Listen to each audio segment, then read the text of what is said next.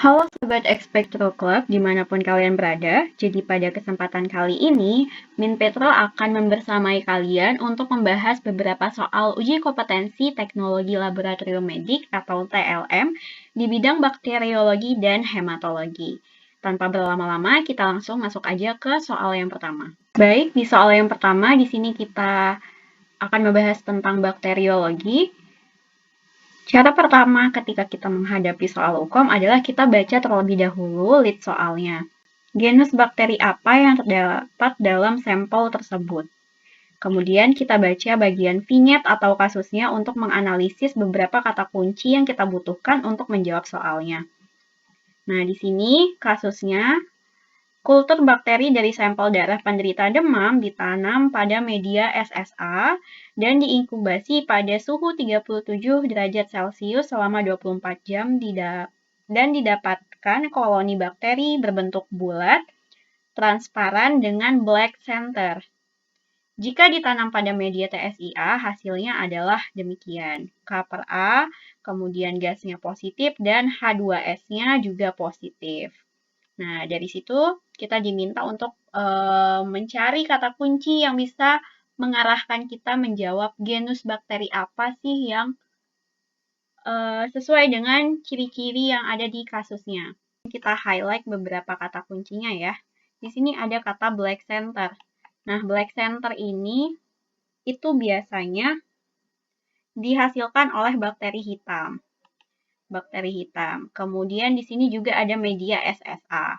Tapi yang paling khas atau yang bisa menjadi rujukan kita dalam menjawab soal itu adalah si black center-nya ini. Min Petro akan kasih catatan buat kalian di sini. Jadi bakteri hitam itu biasa dihasilkan oleh bakteri yang menghasilkan H2S. Nah, ini nyambung ya dengan ciri-ciri yang ada di media TSIA-nya, yaitu H2S-nya yang positif. Di sini H2S-nya positif. Jadi make sense dia berwarna hitam. Nah, bakteri apa aja sih yang bisa menghasilkan H2S itu? Yang pertama, Salmonella. Kemudian yang kedua itu adalah Proteus, tapi tidak semua jenis Proteus, hanya beberapa saja. Beberapa saja. Nah, oke ya, jadi yang menghasilkan black center itu biasanya Salmonella dan beberapa genus dari Proteus. Kita cari jawabannya di sini. Ternyata ada ya Salmonella di bagian yang C. Jadi jawabannya adalah yang C, Salmonella. Untuk gambarannya ada di sini. Sip. Dapat dimengerti ya, kita next. Oh iya, sebelum kita lanjut, itu ini ya jawabannya Salmonella. Min Petro mau kasih beberapa catatan penting untuk jadi catatan kalian. Jadi untuk Shigella itu tidak menghasilkan H2S sehingga dia transparan di media SSA ya. Kemudian E. coli itu hijau metalik, Pseudomonas itu hijau, dan Klebsiella bentuknya mukoid. Kita udah masuk ke hematologi. Nah, kita baca dulu soalnya. Jadi di sini yang dipertanyakan adalah berdasarkan warna tabung, bagaimana urutan pengisian tabung Fakutainer yang benar? Nah, kalau untuk soal ini kita baca dulu kasusnya. Kasusnya adalah seorang pasien datang ke laboratorium untuk pemeriksaan yang terdiri dari pemeriksaan glukosa darah, asam urat, darah lengkap, dan APTT. Pengambilan sampel darah dilakukan dengan metode vakum atau sistem tertutup. Nah, jadi ini terkait dengan urutan warna ya, urutan warna tabung Fakutainer. Jadi sebenarnya ini sifatnya hafalan ya, teman-teman sekalian. Ini sifatnya hafalan yang harus kalian hafalkan. Tetapi Min Petro punya cara yang lebih efektif dan ini salah satu jembatan keledai yang mungkin bisa kalian terapkan pada saat menjawab soal hematologi terkait warna tabung Fakutainer dan urutannya. Nah, ini dia urutan yang harus dihafalkan, tetapi di Expecto Club ada cara yang lebih gampang dan juga lebih fun untuk menghafal dan memahami konsep untuk menjawab soal seperti ini. Caranya adalah coba kalian perhatikan gambar pemandangan berikut ini. Ini gambarnya agak amatiran, tapi semoga bisa kalian tangkap maksudnya ya. Nah, jadi di sini ada matahari gede banget. Matahari warnanya kuning gold, jadi kuning kehitam-hitaman lah kita bilang ya. Kuning gold. Kemudian ketika kita melihat ke atas langit nih, kalian analogikan, kalian sedang melihat sebuah pemandangan seperti di gambar ini. Kalian lihat matahari sangat besar. Warnanya itu kuningnya kuning gold gitu, lebih ke warna keemasan. Ya, kemudian kalian tundukkan lagi pandangan, kalian melihat langit yang sangat cerah. Langitnya berwarna biru. Kita ngomongnya langit ya, teman-teman anggap ini langit. Oke, langit. Kemudian kita turunkan lagi pandangan. Kita melihat ada traffic light di sini, ada lampu lalu lintas. Warnanya urutan ya, dari merah, kuning ke hijau. Kemudian kita turunkan lagi pandangan mata kita ke bawah traffic light-nya. Oh, ada tanaman, ada bunga. Warna yang kalian lihat dari bunga ini apa? Warna pink atau ungu lavender ya. Kemudian setelah tanaman itu ada jalan beraspal. Nah, jalan aspalnya berwarna abu, keabuan, berwarna abu-abu. Kemudian anggap aja ini yang hitam ini adalah tanah. Tanah warnanya hitam. Maksudnya apa sih Min Petro? Jadi maksudnya adalah gambar ini dapat memudahkan kalian untuk menjawab soal urutan tabung vakuteiner yang tadi ditanyakan. Clue-nya adalah kalian melihat langit yang cerah, pemandangan yang cerah ini dari atas ke bawah. Mulai dari matahari ke langit, kemudian ke traffic light-nya merah, kuning, hijau, kemudian menemukan bunga, dan jalan, turun lagi menemukan tanah yang berwarna hitam.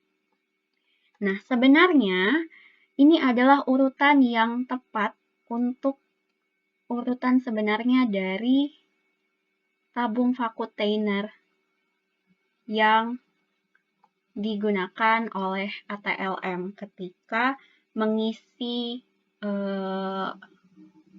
sampel begitu ya.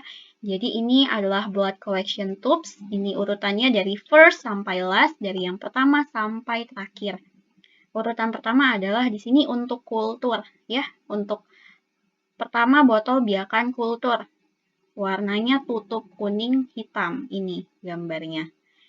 Urutan kedua adalah tabung tutup biru untuk pemeriksaan tes koagulasi kayak APTT, PT, dan lain sebagainya. Ini urutan kedua. Kemudian urutan ketiga adalah tabung tanpa penambahan zat antikoagulan atau non-additive, yaitu tabung vakuteiner yang berwarna merah tutupnya. Ini yang ketiga ya.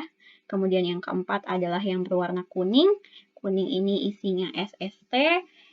Nah, ini biasa digunakan untuk pemeriksaan kimia, jadi berisi gel separator atau cloud activator. Kemudian setelah warna kuning adalah warna hijau.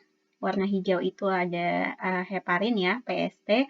Kemudian setelah warna hijau adalah tabung tutup warna ungu lavender atau biasa juga ada yang warna pink. Itu yang isinya EDTA. K3 EDTA biasanya. Kemudian setelah itu yang tutup abu-abu untuk NaF atau Na oksalat. Nah, kita baca lagi soal yang tadi ya. Nah, ini ya soalnya yang tadi. Nah, glukosa darah. Kemudian ada asam urat, ini pemeriksaan kimia juga. Kemudian ada darah lengkap dan APTT. Ya, biasanya glukosa darah itu kalau emang dikhususkan pemeriksaannya ada yang menggunakan yang berwarna abu-abu. Tetapi di sini glukosa darah dan asam urat ini masuk ke pemeriksaan kimia. Di pemeriksaan kimia itu dia pakai warna yang merah ya teman-teman. Jadi berwarna merah. Kemudian untuk yang darah lengkap, itu dia pakai yang warna ungu. Kemudian untuk pemeriksaan APTT, dia pakai yang warna biru. Sekarang kalau kalian mencoba menjawab soal ini dengan membayangkan gambar pemandangan yang tadi tanpa harus menghafal teori yang sedemikian panjang, kalian bisa ketemukan jawabannya, yaitu yang C. Jadi yang pertama adalah tabung warna biru, kemudian merah untuk pemeriksaan glukosa darah dan asam urat, dan ungu untuk DL atau darah lengkapnya. Make sense ya? Nih, kalau kita pakai analogi gambar yang tadi, kita cek yang A. Warnanya ungu, merah, biru. Sesuai urutan nggak? Nih, ibarat nih kalau tadi cara mainnya dari atas ke bawah ya. Dari matahari sampai ke tanah warna hitam. Ungu tadi diwakili oleh simbol bunga. Merah ini warna lampu jalan, biru langit. Ini justru dari bawah ke atas. Dari bunga naik ke lampu traffic light, kemudian naik ke warna langit, warna biru. Ini nggak sesuai warnanya, nggak sesuai urutan warnanya, sorry. Ya, salah. Makanya kita nggak pakai yang A. Yang A salah. Kemudian yang B, kita cek lagi merah, biru, ungu. Merah dan birunya ketukar nih. Harusnya biru duluan. Karena kan nggak mungkin lampu jalanan lebih tinggi daripada langit. Ya kan? Langit dulu dong, biru dulu dong, baru merah, kemudian ungu. Yang C ini jawaban yang benar kan? Kemudian yang D, kenapa kita nggak pilih yang D? Di sini urutannya ungu, biru, merah. Ini udah jelas kebalik ya, nggak sesuai urutannya dari pemandangan yang tadi. Kemudian yang E, biru, ungu, merah.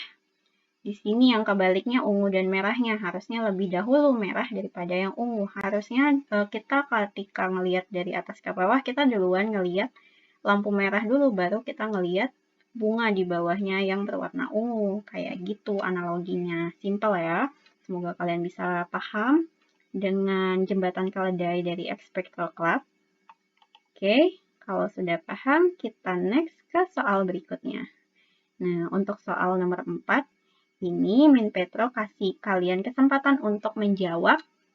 Ini soal yang masih berkaitan seperti soal di atas, seperti soal sebelumnya, yaitu urutan tabung vakum yang harus kita urutkan. Nah, ini silakan kalian analisa.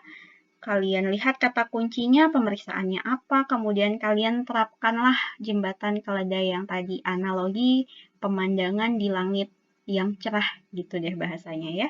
Silahkan boleh dijawab di kolom komentar. Demikian pembahasan soal pada kesempatan kali ini.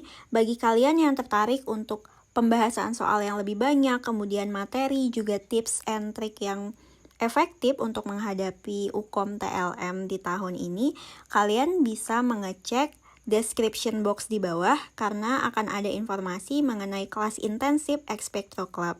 Jangan lupa juga follow akun Instagram kami agar tidak ketinggalan informasi.